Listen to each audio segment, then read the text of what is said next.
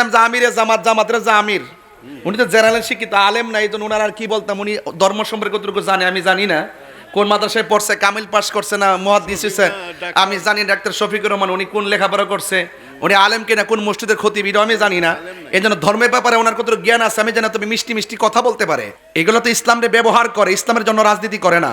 এই জন্য সুন্নি যারা আছেন আপনাদের জন্য আফসোস লাগে আমার, কি জানেননি, মাহফিল আসলে যেই লোকটি আইছেন, যদি এই লোকটি যদি একটা প্রতিবাদ মিছিলে মাধবপুরটা দাঁড়াইতেন, মাধবপুরের WXYZ এর যত গোষ্ঠী আছে আমরা তাফারিংয়ের ঠেলা ঘরের কোনায় ঢুকে যেতে কথা বলেন, ঠিক না বেঠিক? পরিষ্কার ভাষায় মাধবপুর মাহফিল ছেড়ে দিছি অনেক কারণে ছেড়ে দিছি, কারণ আপনারা আন্দোলনমুখী না। আপনারা যে দিতে পারেন এই দিকটা ঘুরেন, আপনারা মদিনাওয়ালার দিকে একটু ঢুকেন।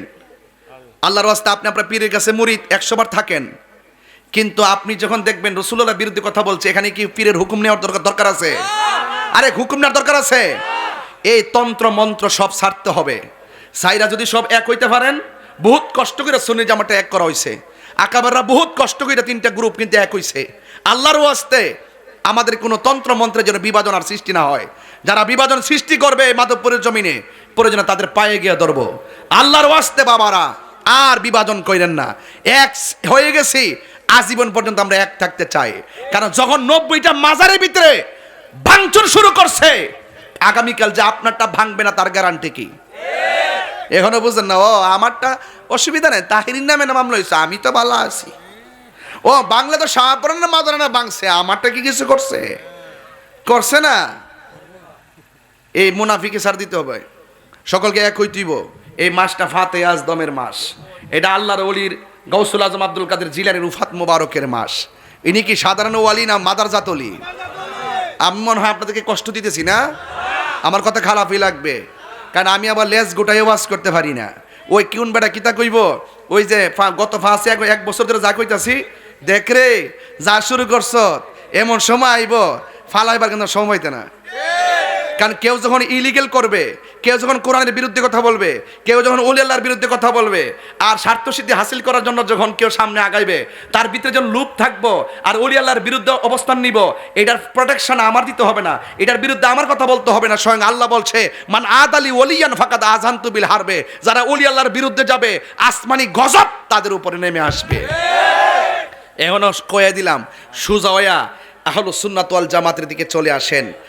এবার আমরা সুন্নি যারা আছি একটু ধৈর্য ধরেন।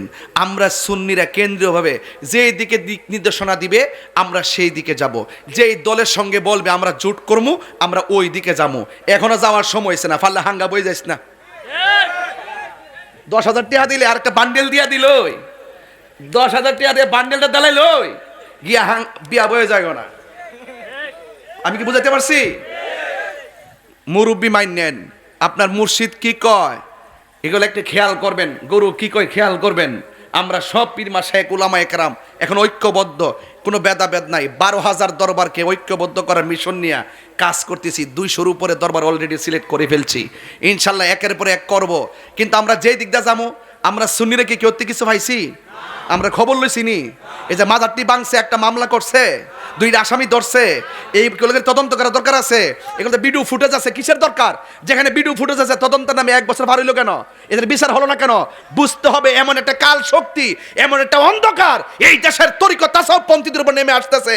এই হাতটা বড় শক্তিশালী, এরা অনলাইনে শক্তিশালী, টাকা পয়সা শক্তিশালী, এরা টাকা পয়সা শক্তিশালী হতে পারে, টাকা পয়সা শক্তিশালী হতে পারে, টাকাই শক্তিশালী হতে পারে, আইন আদালত দিয়ে শক্তিশালী হতে পারে, কিন্তু এদেরকে বুঝাই দিতে হবে আমরা ঈমানের দিক দিয়ে শক্তিশালী। কথা বলেন ঠিক কিনা?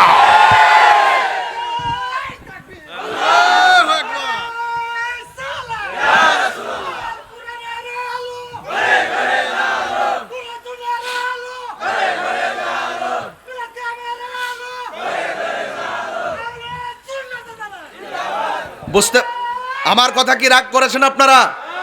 আমাদের ইমানি শক্তি আছে, বাড়িঘর লাগবে না। যেই ছেলে দিনে আইনা দিনে খায় রিক্সাওয়ালা, তার টুকা দিয়ে দেখবেন সে নবীরে কেমন ভালোবাসে। সে বলবে আমি আমার জীবনের চাইতে নবীকে বেশি ভালোবাসি।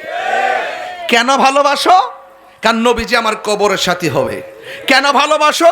নবী আমার হাসরের ময়দানে সুপারিশ করবে। কেন ভালোবাসো? নবী আমার জন্য কাঁদে। কেন ভালোবাসো? নবী আমাদের জন্য আল্লাহর কাছে ফরিয়াদ করবে। সুবহানাল্লাহ বলবেন না? তাহলে সেই কথাগুলো যদি বুঝতে চান, এখন বেলায়েতের যুগ, কথা বলেন ঠিক কিনা?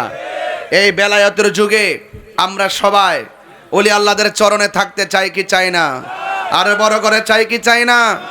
আমি অনেক কথা বলে ফেলেছি, এই কথাগুলো যদি আমি না বলতাম এখন ওয়াজের ভিতরে হুট করে বলতে পারতাম না, যেহেতু আমি একটা ঘটনায় ঢুকবো। আপনারা কি কষ্ট পেয়েছেন? যে যে আমলে যে কথাগুলো আমরা শুনতেছি, এগুলাকে আগে শুনছেন আপনারা? একটা কথা বলি আব্বা, বাবা, একটা কথা বলি, আপনার বয়স কত বাজান? প্রায় 70। আচ্ছা, আর একটু বেশি হইব, 70 ধরেন। আচ্ছা বাজান, 70 বছরের ভিতরে আপনি দেখছেন কোন মুসলমানরে কবর দেওয়ার পরে কবর থেকে তুইল্লা লাশের গায়ে আগুন ধরাইছে? আপনি বুঝেন না কি দেখতেছেন রংটা? এই আমলটাতে এগুলো দেখছি। 70 বছর ইতিহাস না, ওই 1500 বছর আগের থেকে আবু জাহেল যে নবীর এত কষ্ট দিছে, এরপরে কইছে না যে কবর থেকে তুললে গায়ে আগুন লাগাই দাও। একবার বন্ড ছিল কিনা কি ছিল না ছিল, দুনিয়া জিন্দা অবস্থা দল্লা না কি লেগা, মরার পরে বিচারা দায়িত্ব তোমার না, মরার পরে আমার আল্লাহর কাছে হিসাব নিকাশ, কথা বলেন ঠিক কিনা? দুনিয়াকে নবীরে যা আমি রামজা যে নবীর বিরুদ্ধে নবীরে সাংবাদিক হয়েছে, আমি আবেদন করছি তাকে গ্রেফতার করার জন্য, আমি আবেদন করছি তাকে ক্ষমা চাওয়ার জন্য। এখন যদি সে যদি মইরা জায়গা, তারিখ আমি এই অপরাধী কি তার কবর থেকে তুলে আগুন ধরাই দেবো? এই সংস্কৃতি ভালো না। এখন দেখেন বাংলাদেশটা কোথায় গিয়া পৌঁছতেছে দেখেন। সমস্যা তো এক জায়গাত না, সমস্যা অনেক জায়গাত, কথা বলেন ঠিক না বেঠি? ওয়াজের মাঝখান থেকে একটা প্রশ্ন দিয়েছি, উত্তর দিয়ে দিয়ে যে মাজারে মোমবাতি জ্বালানো যাবে কিনা। যদি কারেন্ট থাকে তাহলে মোমবাতি জ্বালানো ঠিক না। যদি কারেন্ট না থাকে, জিয়ারতের সুবিধার্থে আপনি মোমবাতি লাগাবেন, যেহেতু দূর দূরান্তের মানুষ আল্লাহর ওলির মাজারে জিয়ারত করতে আসবে। আর কারেন্ট থাকা অবস্থায় মোমবাতি লাগান, এগুলো অপচয়, এগুলো করবেন না। আর অন্ধকার থাকলে মোমবাতি লাগাইবেন মানুষের জিয়ারতের সুবিধার্থে, কথা বলেন ঠিক না বেটি? যাক, এই আর কি। হ্যাঁ, আমি একটু প্রশ্নের উত্তর কম দেই আর কি। ইতা অতটা হুজুর আমি হইছি না হনো, আমাকে তাহলে বাংলা ওয়াশ করুন। ওতলা ফতো মতো না, ডাইরেক্ট অ্যাকশনে বালা, কথা বলেন ঠিক না? এই মাধবপুরে ফুলা ভান্ডি কই? ফুলা ভান্ডি আসিনি না? আসিনি? সবাই আসেন তো ইনশাল্লাহ? আসেন তো ইনশাল্লাহ? শরীরটা বেশি ভালো না, এরপর আপনার দীক্ষা অনেকদিন পরে না, এই জন্য একটু অনেক কথা কয়ালাইছি বাজান। আপনার কি রাগ করতেছেন নাকি তা আবার? আচ্ছা ঠিক আছে, অনেকে আবার মাঝে মাঝে উঠবো, জিডির শরীরে আগুন লাগছে, ইডি উঠবো, ওই যে জিডি ওই যে মুড়ি দিয়ে গেছে, এদের গায়ে আগুন লাগবোই, কথা করেন ঠিক না বেঠি? তো এবার বলেন, আল্লাহর ওলিরা রওজাতে জিন্দা না মরা? এ আওয়াজে মানি না, জোরে গন, জিন্দা না মরা? আরো বড় করে গন। আল্লাহর ওলিদের ভয় নাই, কে বলছে? আল্লাহর ওলিদের চিন্তা নাই, কে বলছে? এই জন্য আল্লাহর ওলিদের সাহচর্যে যাওয়ার কথা কে বলছে?